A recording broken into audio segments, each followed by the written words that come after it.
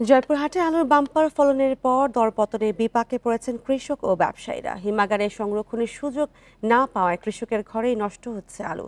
এই অবস্থায় উৎপাদন খরচ ও ঋণের টাকা পরিশোধের নিয়ে উৎকণ্ঠায় রয়েছেন তারা। বান্ডেল থাকলে প্রতি সেনমানিতে টাকা বাঁচবে। বিকাশ সেনমানি বান্ডেল কিনে জিতুন প্রতি লেনদেনে। গত বছর আলুর ভালো দাম পেয়ে এবার আরও বেশি জমিতে আলু চাষ করেন জয়পুরহাট সদর উপজেলার বর্গা চাষি এন্তাজউদ্দিন। জমির মালিককে দেওয়ার পর ভাগে পান 165 মন আলু। চাষাবাদ খরচ বাবদ 65 মন বিক্রির পর বাকি আলু হিমাগারে রাখতে না পেরে সংরক্ষণ করেন বাড়িতেই। এখন পচে নষ্ট হচ্ছে সেসব আলু।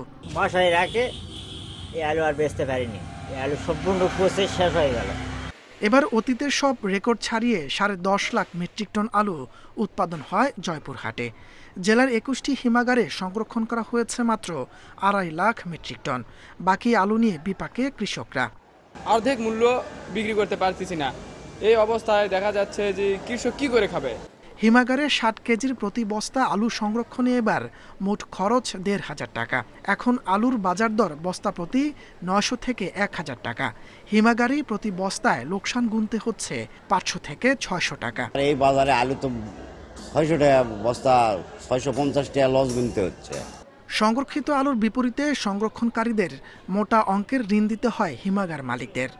দাম নিম্নমুখী হওয়ায় পুঁজি হারানোর শঙ্কায় রয়েছেন তারা। এছাড়া বাজারে সরবরাহ বেশি থাকায় হিমাগার থেকেও বিক্রি হচ্ছে না আলু। গতবার এই সময় আপনার প্রায় 40,000 বস্তা আমাদের স্টোর থেকে ডেলিভারি হয়েছিল, আর এখন এবছরে আমাদের ধরেন প্রায় 1000 বস্তা আলু বের হয়নি।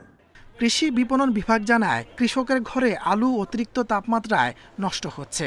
দ্রুত এসব আলু বাজারজাত করায় সরবরাহ বেড়ে দাম কম পাচ্ছেন তারা। কৃষকের হাতে সংরক্ষিত যে আলুগুলো রয়েছে, অতিরিক্ত তাপমাত্রার কারণে আলুগুলো নষ্ট হওয়ার সুযোগ রয়েছে, যার কারণে কৃষকের এই সংরক্ষিত আলু বাজারজাত করতে হচ্ছে। এজন্য বাজারে আলুর সরবরাহটা তুলনামূলক বেশি রয়েছে, যার কারণে দাম কিছুটা কম রয়েছে।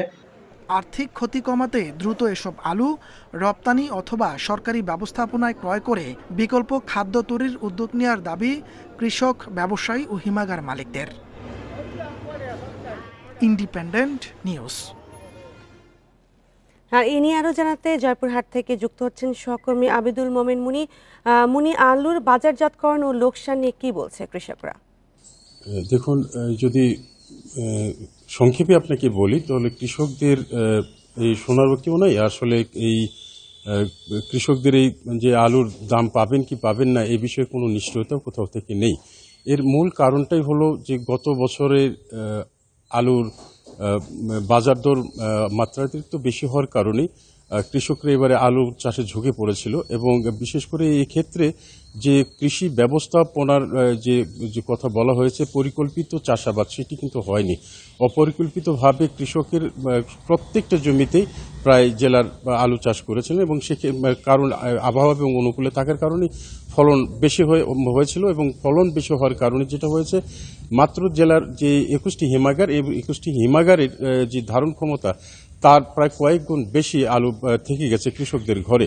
এবং এই কৃষকদের ঘরে যে আলুটি থেকে গেছে, গেল তাপমাত্রা যে খরতাপ চলছিল, এই খরতাপের কারণে কোনো আলুই কিন্তু কৃষকের ঘরে টেকেনি, এবং যে কারণে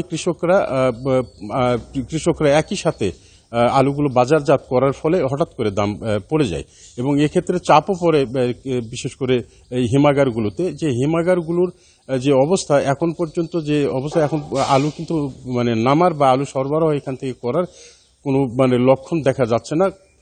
প্রত্যেক হিমাগার ঘুরে এবং তাদের সাথে কথা বলে দেখেছি যে তাদের আলুর যে দরপতনের কারণে তাদের কিন্তু এই অবস্থা, এবং আদৌ এই অবস্থার উত্তরণ কবে ঘটবে তা নিয়েও কিন্তু শঙ্কা প্রকাশ করেছেন বিশেষ করে হিমাগার মালিক, কৃষক এবং আলু ব্যবসায়ীরা। এবং এই আলুর দাম যে বৃদ্ধির যে বিকল্প কথা যেমনটি আপনি বলছিলেন যে আলু রপ্তানির, সেক্ষেত্রে যদি কোনো সরকারি উদ্যোগ যদি নেওয়া হয় তাহলে এই পরিস্থিতির উত্তরণ ঘটবে বলে বিশেষ করে যারা সংশ্লিষ্ট তারা মনে করছেন। তো জয়পুরহাটের আলুর দর নিয়ে এই ছিল আমার কাছে সর্বশেষ। জয়পুরহাট থেকে আলুর বাজার নিয়ে জানাচ্ছিলেন সহকর্মী আবেদুল মোমেন মুনি।